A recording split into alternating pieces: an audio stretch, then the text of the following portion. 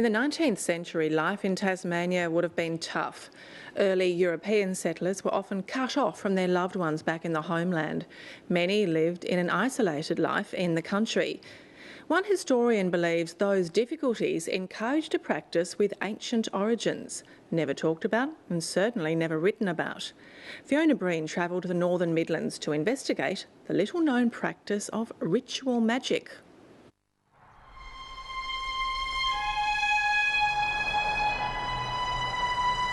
It sits alone on the side of the Midland Highway. Untouched for decades, it's harboured secrets for more than a century.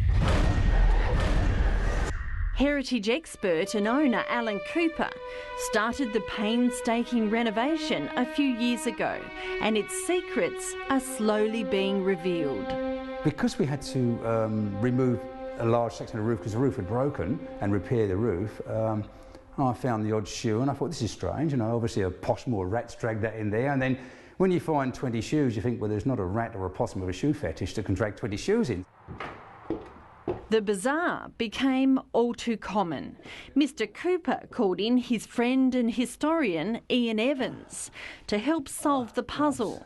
You've been doing a bit of work here, Alan. Yeah, it's a little bit more since you were last here, Ian. Yeah. I've taken one more board off. We need to get around the other side of the room. Yes. And I just thought you might want to have a squiz to see if there's any more shoes, because last time you were here you picked another eight shoes out of here, didn't you? Shoes, yeah. Ian Evans has been researching historic concealments and the practice of folk magic for his PhD. It was common in the UK in the 19th century to ward off evil spirits. Ian Evans was trying to find out if it had been practiced in Australia by early settlers. It didn't take much research to work out it was relatively common. Oh, Wow, that's amazing. I have a shoe fetish, my shoe collection. You can see that. Wow, there's certainly a collection here. The two friends searched numerous structural voids at Woodbury, behind walls, under floorboards and beside chimneys. They found single shoes, parasols, personal papers, children's toys and even dead cats. So tell me about some of this collection. Well, one of the interesting things about it is that so many of the shoes that have been found are those of children or young people. To give you an example, this is a young woman's boot of probably the early 1890s, and it was quite a fashionable piece of footwear of its time. And why children's shoes? Well, I think what was going on, they were trying to use the power of the good and the innocent to defeat evil, and the evil, as far as they were concerned, was evil spiritual beings that came into their houses to seek to do harm to the people. All purposely placed by someone practicing folk magic. Like charms, it's believed they were placed near openings to protect buildings and the people in them. I think someone in this house, or some people in this house, lived in fear of the harm that might be caused to the people who lived here by those evil spiritual forces. So they did their best to provide protection in the form of shoes and other objects relating to the people, and which would serve to decoy these evil spiritual beings away from the people and into the voids from which they possibly could not escape.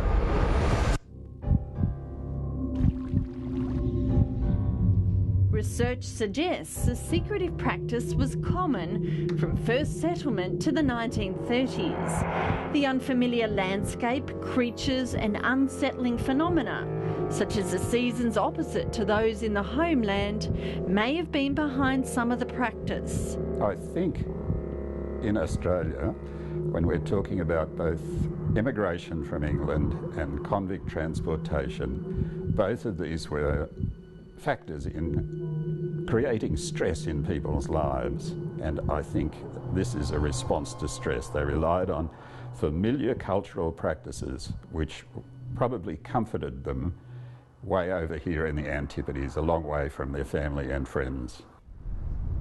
Life at Woodbury was isolated in the 19th century. We tried to sort of date some of the shoes, some of the finds that we had, and most of them seemed to come from the Victorian time more than the Georgian time. So we assume it's most probably come from the second family that was here or servants of the second family that were here. The Headlam family lived at the property from the 1870s. In the servants' room upstairs, which later became one of the bedrooms for the Headlam children, I found a photograph of baby John Headlam, 1 year old, behind the wall. And also behind that same wall is where we found a huge cache of shoes and items. So again, it's pointed towards maybe the Headlams had put them in there to protect their child. I mean, I don't know, so that's a possibility. For Ian Evans, his doctorate research has been about historical discovery. Over 6 years, he's uncovered more than 100 sites around Australia. Well, I think this is a very important find because it tells us something completely new about the people who lived in Australia in the period 1788 to the 1930s. And it's a new window on the past, and I also think that it's the last great secret of our old houses. Ian Evans believes it's just the tip of the iceberg. I think it was very common, and I think there are a great many more of these objects out there which have not yet been discovered. He's hoping to find more concealments. He's also on the lookout for other evidence of ritual magic, including marks used as protection from evil. He's already discovered one on a wall inside the stables and barn at Sheen at Pontville. I never really noticed it was there. I'd go cleaning in the stables and dusting and cleaning the windows, and then looked at it many times and thought, oh, it's just a bit of graffiti. And it wasn't until Ian came down from Brisbane that he saw the mark and was most elated with his find. So what's special about this? Well, this is the first daisy wheel found in Australia. And like so many of the others I've seen in England, it's typically incomplete and imperfect. Because I think in that respect they were saying that only the deity could create perfection. So it's calling upon God to protect this building. Another ancient practice transplanted into Australia to counter evil spiritual forces. Another secret ritual uncovered. Ian Evans is hoping Tasmania's old houses, barns and buildings will reveal more.